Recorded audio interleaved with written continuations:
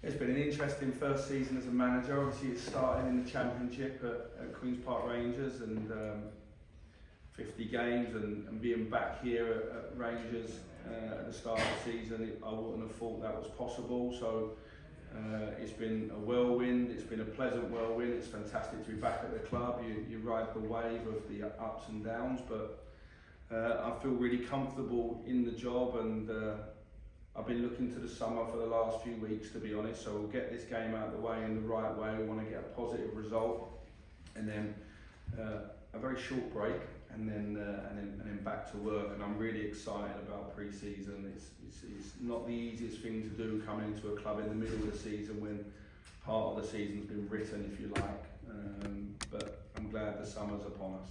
You always ask about a lot about transfers. Mike, how much do you hope you get most of that business done as you start pre-season? Yeah, look, there's 3 or 4 things that we know are there. Obviously, we announced Kieran last week, so there's a couple of other bits that we know are there and sorted, and then there's a lot of talk and negotiation going on at the moment. So I'm in a real positive place with where I see things going. As a manager, until you see the player in your training ground, if you like, you're never concrete, but I'm really pleased with the way it's going. How much are you relishing the full season? Yeah, I'm relishing everything being reset and giving ourselves an opportunity to have a really strong pre-season. Some new players coming in, they'll obviously bring new energy and enable me to really fully imprint my ideas on the team. I've been really happy with the players inside. Even today, the competitiveness in training and the attitude of the players has always been first class. And so yeah, I'm really looking forward to a full pre-season, everything being reset, and a lot of optimism around what we can achieve. And the big turnaround of players, I guess one of the main things is getting going right away in the start. Yeah, I've been here before. Seems like forever ago in 2018 when we first started and new players came in.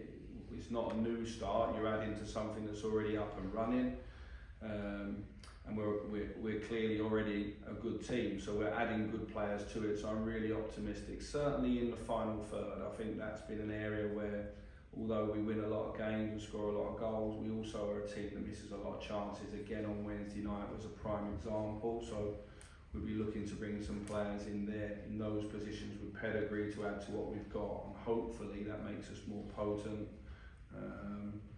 And yeah, so I'm looking forward to that. Sorry, I was just going to ask, it's funny for me, Michael, was anything close to the line in terms of forward positions? Yeah, but the transfer window opens the 14th of June this summer, and obviously there's still a lot of football being played around different leagues and playoffs and cup finals and whatnot. So although there's some bits in the background, nothing will get announced imminently. In hindsight, Michael, anything you would have changed since you came in? Well, listen, we've had 3 or 4 difficult days. We've won a lot of games. A lot of games I come back, 22 out of 28, but obviously if we go back to the semi-final and the final, we had opportunities in those games to change the outcome of the result. We didn't, and so that's really disappointing. The league, I thought we did ever so well for a long period of time and stayed right in there, but fair play to Celtic, their form was outstanding. As we say, the summer's going to see changing in all the teams in the league, so you come back, nothing's quite the same, but the one thing that is we reset to 0 in the league, and it gives us a big opportunity. And again, our ride in Europe the last few years, 2 last 16s, a final Europa League, qualifying for the Champions League, and that not going as well as anybody would want. We want to put that right as well. 22 out of 28 is great form in any league, but in Scotland it might have to be even better next season, eh? Yeah, of course. Like, you know, I said the other day, our home form, being unbeaten at home, is good. We've won, 9 out of the last 11 away from home as well, or 8 out of the last 10 away from home, whichever one that is. And that sounds great, but we're in a country where you can drop very, very little. And you know, you look even in the last few weeks, a couple of away games at Aberdeen and Celtic, we could have got more from both of those games, again because of the chances that we created. And so look, this season's now done after tomorrow. Good riddance to this season, and we'll come back next year and we'll give it a real good go. And I think that The team at the moment is not having too many problems against anyone we play against in Scotland right now. It's just in the penalty boxes we need to be a little bit more ruthless, but in terms of general football and the level of our team, I'm happy. It's just, you know, you have to take your chances when they come, and that's a key part of my thinking. You've mentioned missed chances quite a few occasions. Is a striker the number one priority for you? I think strikers in general, yeah, I think in general we're losing players in that area of the pitch, and it's an area where we want to strengthen. Michael, you mentioned there you'll get a real good goal next season. Are you confident when you build the squad that you are going to build that you'll be able to give Celtic a much stronger challenge? Yeah, I am. Otherwise, I wouldn't be sat here. I think that would my excitement for this summer is because I see the work that we're doing in the background. Now we're very close to what I want, and if we get that in, then I'll be very, very pleased, and we'll have a real strong pre-season, implement some new things, and we'll come out of it a much stronger team for sure. And I think the team will be in a mentally much better place than the team I inherited for sure, because it was different to the team that I've left a year before. You talk about pre-season, you have a strong pre-season and get the players in. How important is it for you that you have as many of these deals that you're working on in the background over the line as soon as possible? And how much are you stressing that to the people that are making the deals happen, that you need them in early at the start of pre-season? Yeah, I think they've heard that every day for the last few weeks. I think I've drove them mad a little bit since I've been the main person probably in control of the recruitment and players coming in. A lot of the conversations have happened. I've been away meeting players in between the games and the training sessions, and everyone's on the same page that we want people in for the start of pre-season. It might be that we have to be patient on one or two, but most of our work we're aiming to get done very, very quickly. I think that's the key. We're probably doing a little bit more work than you'd like to do in a normal summer. You'd like to just be adding maybe one or two. I think this summer we're going to be adding more than that, and therefore you want to get them in quick, because they'll obviously come in and be key players. Have you got a number? How many roughly? No. Does it depend on other players going out? Or obviously we saw that the 5 players said they fell to Ibrox on Wednesday. What depends on how many you need to win? No, I think we'll look at the squad. There's one or two futures of the boys in-house that I want to speak to them about and organise as well. And I think we'll look to replace in positions we lose. But it's clear that we're going to need 4 or 5 regardless of that. You mentioned after the game against Hearts there'll be a few grey hairs on some of the players coming into your squad. Do you feel it's important to add experience as well in the summer due to the likes of McGregor and Arfield leaving the group? I think experience of playing in Europe, experience of being in big clubs, experience of being at the top of leagues is more important than age. So we're not going to be signing any veterans, but what I was trying to say is in terms of experience, in terms of big club experience, being able to come in and handle playing at Ibrox and the pressure and intensity and expectation, that's what I'm looking for. So when I'm meeting the players, there'll be something in their CV or in their past that I can hang on a little bit. You switched to that kind of 3 centre backs with John dropping back against Hearts. Is that something that you may be looking at for next season? Not necessarily with John in there, but he has performed in that role both this season and under Gio.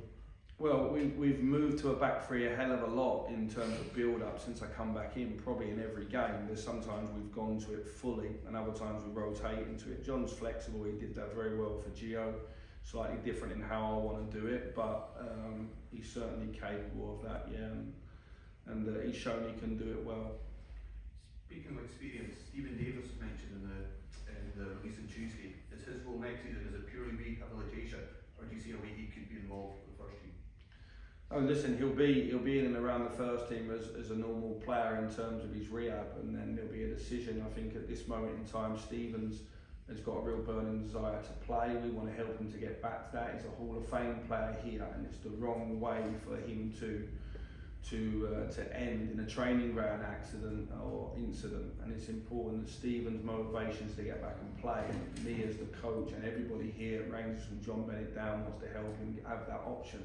Nobody knows at the moment how that rehab's going to go at his age, but the moment that he's able to make a decision, then Rangers will. But certainly in terms of as a football club, when you see the send-off that, you know, certainly the elder statesmen got Alan and Scotty Arfield on Wednesday, in the coming years I think it's important that we start to have a little bit more of a Rangers legacy in the first team staff and around the top end of the academy. In my opinion, you've got to pick the right people. They've got to want to do that. They've got to want to go down the coaching and management route.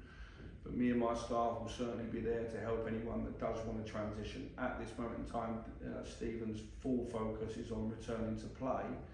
But in 18 months, I think Stephen's staff left, 5 or 6 people. Gio's staff came in, 5 or 6 people, and I came with 4. That's a lot of turnaround. So in that time, no one was constant in Rangers, if you like. And so I think for continuity between the first team and the academy setup, at some point, you might see someone joining the staff. We spoke to Conor Wilson a few weeks ago, who said that when you came in, you couldn't win the league. The plan was to try and win the league from that point on. Can you take any encouragement from the fact that you have been able to pick up more points than Celtic since you come in? Yeah, I think the motivations of both teams have changed over that time, so let's be honest about that. We've had, as I say, the away game at Celtic, we should have taken something from that game. It was our own mistakes, and at Aberdeen in the first half, we should have been 3-0 up, and we lose that game as well. So I'm more disappointed about those results, because I think we could have certainly 3 to 4 more points ourselves than where we are now. Look at Wednesday night, us conceding the 94th minute, which again was from our own mistake. So I'm more focused on us and our points total. I think we could have had more points. I suppose that's my bugbear. I think we could have had more points ourselves.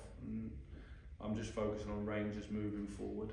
Michael, just finally a quick word on St Mirren, what you expect tomorrow, and your team selection. Will it be similar to Wednesday, perhaps a little nod to the past players that might be their final game, or is it all about next season? No, I think Wednesday was for that. To be fair, I think Wednesday was for that, and Scotty Arthur had a small issue, so couldn't start the game. But the other boys, obviously Alfredo and Alan, played. We've got Antonio Cholak will come back into the squad in the place of Alfredo this weekend. Bailey Rice will come into the squad in replacement for Glenn Kamara as well. So no, we'll look forward to this game. And what I would say about St Mirren, I think Stephen Robinson's done a fantastic job this season to get in the top 6 with the budget they've got. They were pushing for European places just 2 games ago. Their home form's been the bedrock of that, and I think they'll want to go out on a high. It's important. This is a game where you sit on it all summer, and I don't want to sit on a disappointing day. Certainly after the way the game ended on Wednesday night, I want a strong away performance and a win to take us into the summer. Michael, it sounds like you're very busy with recruitment. Are you going to take any time off this summer? Yeah, I will. I think it's important to recharge. I think at the right time, so maybe in the middle of June for a week or so. But to be honest, I'm a little bit. It's hard to relax when you're a football manager. Your phone's ringing all the time, and you're still worrying and thinking about all your players that are on international duty this summer, whether that's senior football, under 21s. You know, we've got Nico going to the under 21 championships, for example. So there'll be a lot of watching of football as well in between. Some relaxation with the family, but yeah, I'm really looking forward to the 30th of June because that's the day we're back, so we're not off for long. Cheers, guys. Thanks, man. After the game on Sunday, you gave the indication of the announcement about Kieran Dell on Wednesday. Are you able to give an indication when we might hear more confirmed signings? It will probably be, there might be another one the first week in June.